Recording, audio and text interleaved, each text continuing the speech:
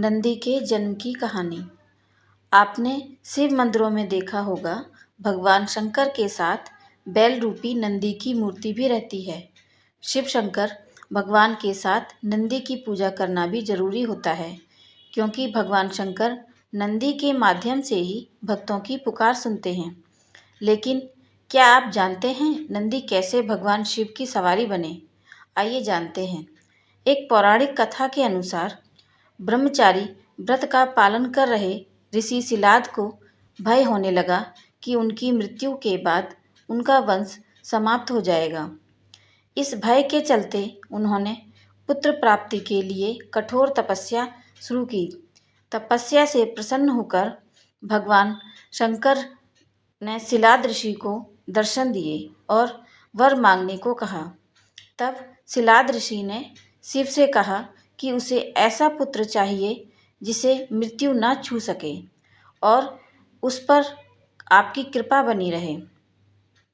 भगवान शिव ने उसे आशीर्वाद देते हुए कहा कि उसे ऐसा ही पुत्र की प्राप्ति होगी। अगले दिन ऋषि शिलाद एक खेत से गुजर रहे थे। उन्होंने देखा कि खेत में एक नवजात बच्चा पड़ा है। बच्चा काफ़ी सुंदर और लुभावना था। उन्होंने सोचा कि इतने प्यारे बच्चे को कौन छोड़कर चला गया। तब शिवजी की आवाज़ आई कि शिलाद, यही तुम्हारा पुत्र है। बच्चे का नाम रखा गया नंदी। ये सुनकर ऋषि शिलाद बेहद प्रसन्न हुए और बच्चे की देखभाल करने अपने साथ ले गए। उस बच्चे का नाम नंदी रखा गया।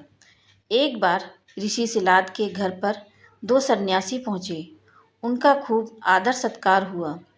इससे प्रसन्न होकर सन्यासियों ने ऋषि शिलाद को दीर्घ आयु का आशीर्वाद दिया, लेकिन नंदी के लिए एक शब्द भी नहीं बोला। ऋषि शिलाद ने सन्यासियों से इसका कारण पूछा।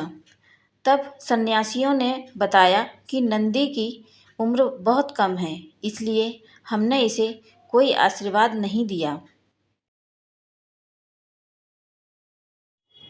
ऋषि शिलाद और सन्यासियों के बीच हुई बातचीत को नंदी ने सुन ली और ऋषि शिलाद से कहा कि मेरा जन्म भगवान शिव की कृपा से हुआ है और वे ही मेरी रक्षा करेंगे।